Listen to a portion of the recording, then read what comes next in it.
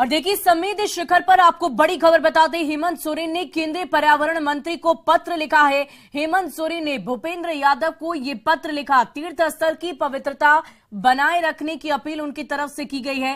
पारसनाथ को पर्यटन स्थल बनाने का विरोध लगातार किया जा रहा है और जैन तीर्थंकरों की मोक्ष स्थली है समेत शिखर, और यही वजह है कि जैन समाज के लोग लगातार इसका विरोध कर रहे हैं। देश भर में उनकी तरफ से विरोध प्रदर्शन किया जा रहा है और इसी कड़ी में अब झारखंड के मुख्यमंत्री हेमंत सोरेन ने केंद्र सरकार से तलब की है। केंद्र में इसको लेकर उन्होंने पत्र लिखा है और साफ साफ कहा है कि इसकी पवित्रता को बनाया रखा जाए। इसे पर्यटन स्थल नहीं बल्कि धार्मिक स्थल इसे रखा जाए और इसी को लेकर मुख्यमंत्री हेमंत सोरेन ने पत्र लिखा है। ये बड़ी जानकारी आपको समेत शिखर पर दे रहे हैं। जैन समाज लगातार विरोध कर रहे हैं, इसकी पवित्रता खंडित ना हो इसको लेकर जैन समाज के लोग चिंतित हैं और लगातार उनकी तरफ से विरोध प्रदर्शन जारी है। केंद्रीय मंत्री को सीएम हेमंत सोरेन ने पत्र लिखा है। भूपेंद्र यादव को उन्होंने पत्र लिखा और साफ साफ कहा है कि इसकी पवित्रता बनाई रखी जाए। तो ये बड़ी जानकारी आपको दे रहे हैं समेत जी शिखर को लेकर। आपको बता दें कि पिछले कई दिनों से लगातार जैन समाज के लोगों की तरफ से विरोध प्रदर्शन जारी है। कहीं अनशन तो कहीं मौन धारण करके रैली निकाली जा रही है और मांग यही की जा रही है कि कहीं ना कहीं अगर इसे पर्यटन स्थल घोषित किया जाता है तो इसकी पवित्रता खंडित हो जाएगी, खराब हो जाएगी। और इसी वजह से भूपेंद्र यादव को सीएम हेमंत सोरेन ने पत्र लिखा है और तलब की है कि इसकी पवित्रता बनी रहे, ये कोशिश सरकार की तरफ से की जाए। इसे पर्यटन स्थल अगर घोषित किया जाता है तो पर्यटन स्थल में जब लोग जाते हैं तो वहां का माहौल दूसरे तरह का होता है। वहां पर लोग मांस मदिरा का पालन ना करें, ये कोशिश सरकार की तरफ से की जा रही है और यही वजह है कि इसकी पवित्रता को बनाए रखने के लिए इसे पर्यटन स्थल नहीं बल्कि धार्मिक स्थल का दर्जा दिया जाए। ये कोशिश जैन धर्मावलंबियों की तरफ से किया जा रहा है। साथ ही साथ अब राज्य सरकार ने भी साथ दिया है। मुख्यमंत्री हेमंत सोरेन ने साफ साफ भूपेंद्र यादव को पत्र लिखते हुए यही लिखा है कि इसकी पवित्रता बनी रहे, ये अपील उन्होंने की है। समेत जी शिखर पर यह बड़ी खबर आपको बता रहे हैं। लगातार जैन धर्मावलंबी और इस पूरी खबर की अधिक जानकारी के साथ हमारे संवाददाता ओम प्रकाश हमारे साथ फोन लाइन पर जुड़ चुके हैं। ओम प्रकाश, क्या कुछ जानकारी है? राज्य सरकार ने कैसे केंद्र सरकार से अपील की है और क्या कुछ कहा है? देखिए, अगर आप पिछले कुछ दिनों से देखें, पूरे देश भर में इस मामले को लेकर आंदोलन हो रहे हैं और जैन समाज के लोग सड़क पर हैं। झारखंड में भी जैन समाज के लोग सड़क पर उतरे थे और इसी बाबत मुख्यमंत्री ने पत्र लिखा है केंद्रीय मंत्री को और उसमें साफ तौर पर कहा है कि इस पर विचार करना चाहिए। जो वस्तु स्थिति है, जो नोटिफिकेशन किया गया था केंद्र सरकार की तरफ से, उस पर विचार करने की जरूरत है।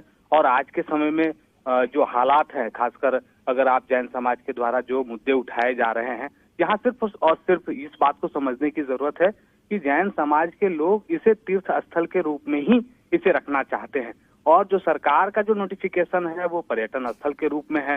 हालांकि सरकार ने इस दौरान, जो राज्य की सरकार है उनके द्वारा जिला प्रशासन को भी एक अधिसूचना जारी की गई थी और उसमें ये कहा गया था कि जो स्थानीय प्रशासन है वो इस बात को सुनिश्चित करे कि उस पूरे एरिया में कहीं भी मांस और मदिरा का सेवन नहीं कर सके लोग, ना तो लोग सेवन कर सकते हैं, ना ही उसकी बिक्री हो सकती है। और इसको लेकर लगातार गश्ती भी पुलिस कर रही है।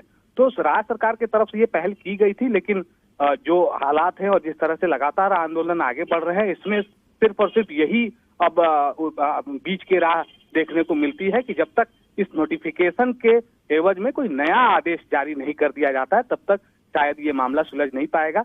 2 दिन पहले भी आपको याद होगा कि हेमंत सोरेन ने कहा था कि समाज को के बारे में कहा था कि उन्हें चिंता करने की जरूरत नहीं है, हर एक धर्म के प्रति उनके मन में सम्मान है और जरूर सरकार कानूनी रूप से भी इसे देखेगी कि जो इस वक्त जो नोटिफिकेशन किए गए थे उससे हम कैसे फिर नए सिरे से कैसे क्या किया जा सकता है, इसकी ओर बढ़ने की जरूरत है।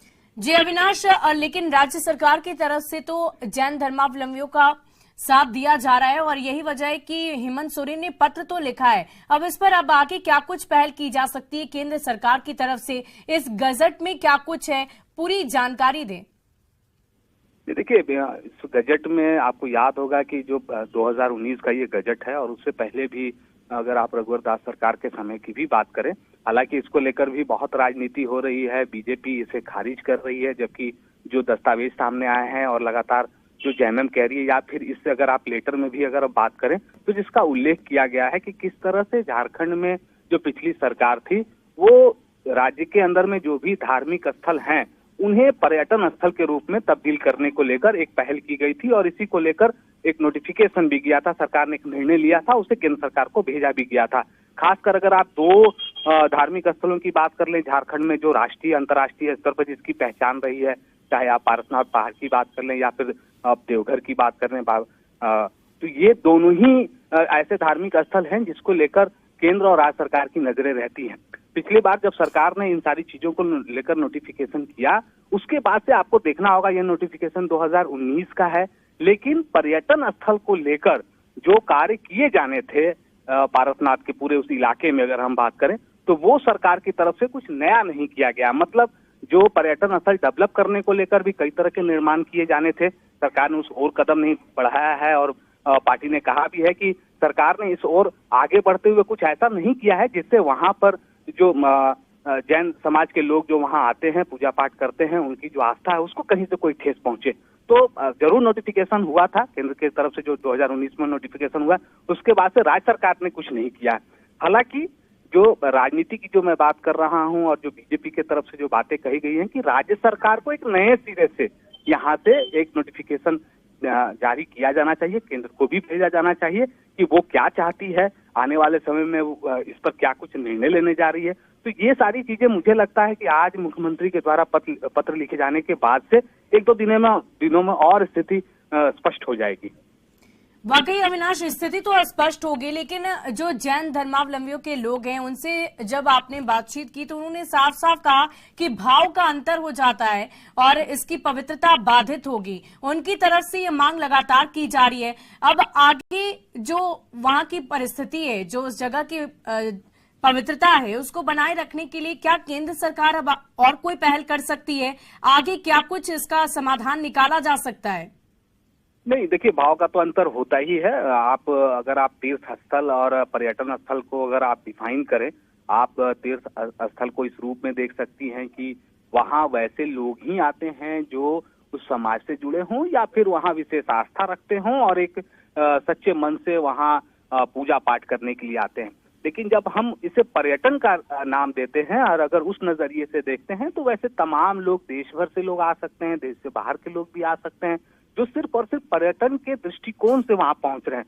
उनके मन में वहां के उस स्थल के प्रति जो आस्था होनी चाहिए जो जैन समाज के अंदर है वो शायद उनके मन में नहीं झलकती है या उनकी तरफ से नहीं झलकेगी। और वहां जो भी चीजें यूज किए जाएंगे, खासकर जिस पर आपत्ति है समाज के लोगों को कि जब पर्यटक यहाँ आएंगे तो तरह तरह के जो वस्तुएं हैं जो वहां पर पहले से ही प्रतिबंधित हैं उसका भी उपयोग होगा और वहां जो है वो पर्यावरण को एक नुकसान भी पहुंचाएगा। तो ये जरूरी है कि वहाँ जो धार्मिक स्थल है उसकी जो है आस्था बनी रहे और वहाँ जिस तरह से लोग लंबे समय से आते रहे हैं, जो बहुत सारे ऐसे जैन समाज के लोग हैं जो 12 महीने तक वहाँ रहते हैं। मतलब आप समझ वाकई अविनाश, इसकी पवित्रता और इसकी मान्यता काफी है। बहुत बहुत शुक्रिया हमारे साथ जुड़ने के लिए। अब देखना ये होगा कि राज्य सरकार की इस पहल पर केंद्र सरकार क्या कुछ फैसला लेती है, कैसे इसे देखती है, क्या संज्ञान लेती है। हालांकि जैन धर्मावलंबियों की तरफ से लगातार ये विरोध प्रदर्शन जारी है और उनकी कोशिश यही है कि इसकी पवित्रता बनी रहे और यही वजह है कि लगातार वो विरोध कर रहे हैं और उनका साथ अब राज्य सरकार ने भी दिया है। हेमंत सोरेन ने तलब की है, केंद्र सरकार से पत्र लिखा है उन्होंने और इस पत्र में कई तरह की बातें भी लिखी गई है और साथ ही साथ ये अपील की गई है कि इस जगह की पवित्रता को बनाए रखी जाए।